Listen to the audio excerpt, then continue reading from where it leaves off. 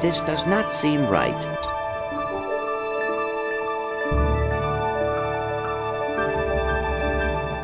The greatest part of video games as a medium is how it allows us to set foot in a whole new set of worlds by the simple push of a few buttons. No other game grants this joy for me more than the very original Ratchet Clank games. It's a video game series about traversing space and greeting the inhabitants of one of the most creatively diverse fictional universes. And one of the things this series has a lot of, which I have a massive boner for, are galactic cities. They are always my favorite levels in these games, and maybe that is what makes me come back to going commando so often. Its sleek, smooth, Apple-like design is so appealing. It feels like a proper leap between 1 and 2, but my favorite entry in the series will always be the very original. Not only because it has hands down the most likable and entertaining character interactions, but whichever planet you meet them at really feels like a place they live at, like the resort host at Pukataru, and the deserter who joined the army with the intention to save up money for college on Battaglia. I've got to get the heck out of here. I joined the army to get money to go to college. I never knew I'd end up in a war. Go figure. This is a noble cause, sir. Noble my hiney. I just want to get home to my family. Now this element felt kind of neglected in the later entries, but thankfully they came back to it a little bit in the future series. Sure, there were wacky characters in the entries after the PS2 era, but like, what is this punk doing here at the high secure facility that's produced killer robot? No, seriously, what are you doing here? Where's your owner, dog? The Metropolis infomercial is a straight up Bill and Mays parody of this shit. Has this ever happened to you? Hi, I'm Captain Quark, and believe me, there's nothing worse than staring down a Blargian snagglebeast from the inside and knowing your equipment isn't functioning properly. That's why I come to Al's Robo Shack for all my electronic needs. Before you call, Pro, let Mighty Tape save you dough. Hi, Billy Mays here for Mighty Tape, the flexible power wrap that seals, repairs, and saves you money. Honestly, probably my absolute favorite part of these games' humor is how every planet is introduced. They vary from infomercials to SOS signals. It's great. Relax, kid. It looks like some sort of fireworks display. Probably in your honor. Whoa! That was close! Ah! Pipe down, I can't concentrate. But we've been hit! An unexpected detour. When we land, I'll see if I can scare up an exhibition for you. We're not gonna live that long! Kid, let's scream! Eject! Eject! Stepping out of the ship on Metropolis for the first time, and you will be greeted by the sweetest theme in the entire game.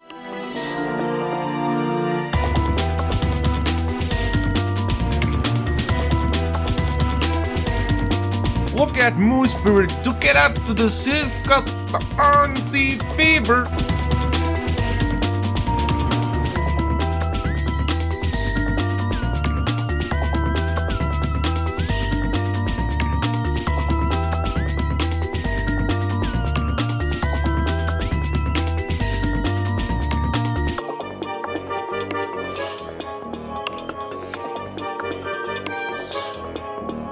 It's sunny and nice, and as a city boy myself, I can appreciate the attention to detail to make this look like a city. The boulevards are so nice despite the evil henchmen and the dogs wanting to bite me, but I got my bulky flamethrower, so I win. A lot of my love for this planet, I believe, comes from the fact that this is the planet where you obtain two of the most essential gadgets, which both went on to become quite the staples of the series. I'm of course talking about a helipack you get from Al and the slingshot you get from Helga. Do we need to talk about this too? I don't think we do, but fuck you, I want to talk about them. Now, learning how to use the helipack as a kid was pretty difficult, I remember it very well.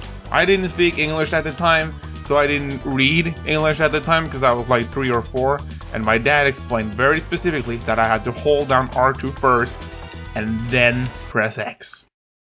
Video games can also be art. And then I got to this part, and video games can't be art anymore. I was a poetic kid. But what about the actual level structure? Well, it's supreme to say the least. Even though the level isn't inherently long, it feels like a tour through an actual town. The way to Al's shop is mostly a nice fight with Drek's henchmen and their dog, and they have helicopters. And after you have visited Al, you enter the train station of the town, and like you usually do at a train station, you mainly go into trains to take the train somewhere.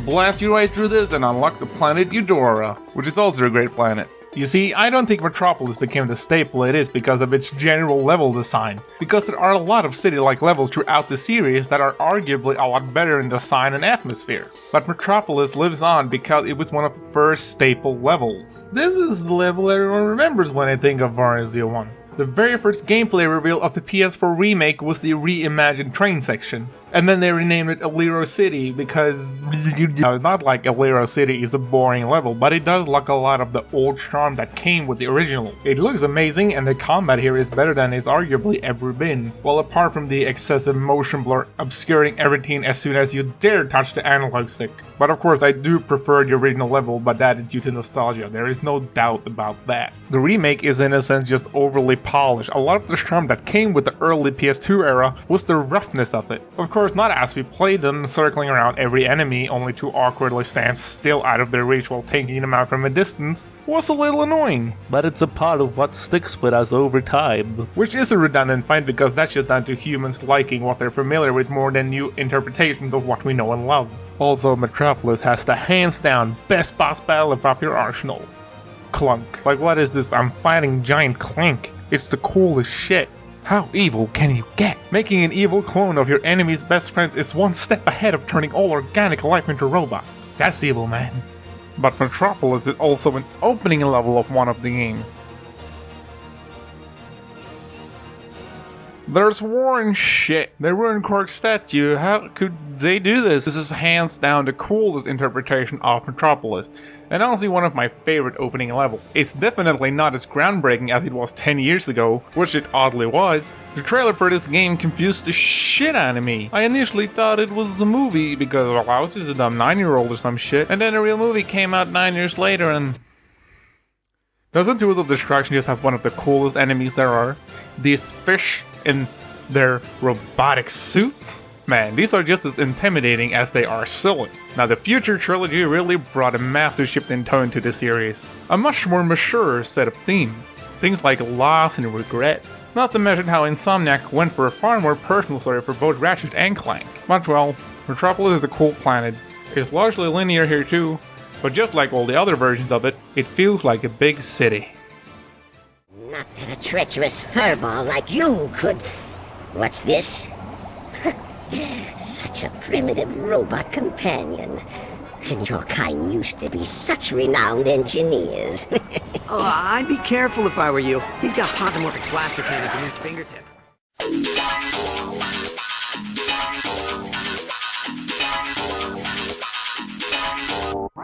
It takes true talent to not only make levels in our favourite games look amazing, but also ones that look and feel like complete shit, yet are still fascinating to explore.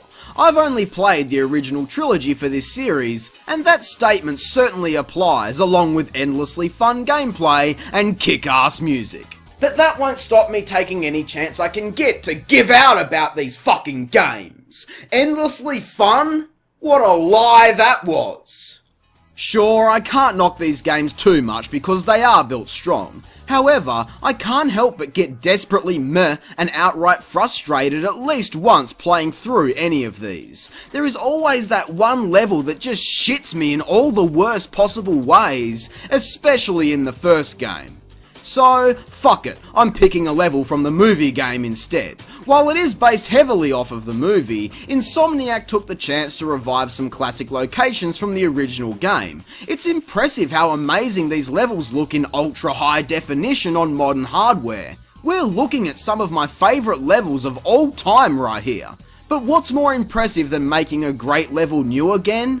Making me fall in love with a level I used to hate. In the original game, the planet Gaspar was a level I despised due to many reasons, all mostly because I sucked at this when I first played it, but also because I thought the structure was boring, nothing was exciting about this place, and the only thing I liked was the music. Well, fast forward 14 years later and holy shit, This is an amazing level. For starters, the colour is blindingly vibrant and amazing visually. It's breathtaking to see the extra details added in comparison. While the main story part of this level is much the same, I've found it more enjoyable playing through, taking in what I wish this level could have been originally. In the updated version, removed is the relatively lackluster swing shot section, and in its place, a brief introduction to the grind boots and an entirely new area for exploration. I had so much fun jetpacking around, destroying what seemed like never-ending hordes of insane monsters, and really feeling like I've abandoned Ratchet's reality in exchange for some recreation time, sticking to the ground and dispatching of soldiers, flying over the vast expanses of lava to find items hidden deep underground, or retreating every 5 minutes to gather bolts and purchase ammo because these fuckers take a lot of abuse. While I am disappointed with the music in this area, especially compared to the original, I have to admit, this was one of my favourite parts of the entire game. I've had such a negative association with the planet Gaspar for the longest time, along with the Ratchet Clank series in general. I only get asked to review the fucking thing several times a day, which led me to fall out of love with these games. But playing this and re-experiencing why I fell in love with Ratchet & Clank in the first place, Gaspar truly is my favourite planet in the entire series. Now if you'll excuse me, I'm going to continue never reviewing these games, so I hope you have a great fucking day.